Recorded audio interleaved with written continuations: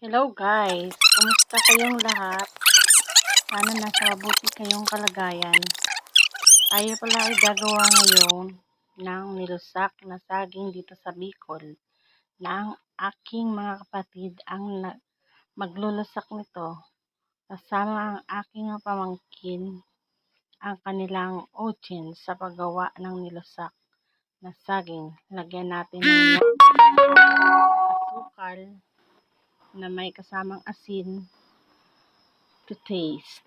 Thank you for watching guys, sa pag-subscribe at pag-like ng aking video. Kung nagustuhan niyo po ang aking video, mag-leave ng comments sa aking video. Thank you for watching.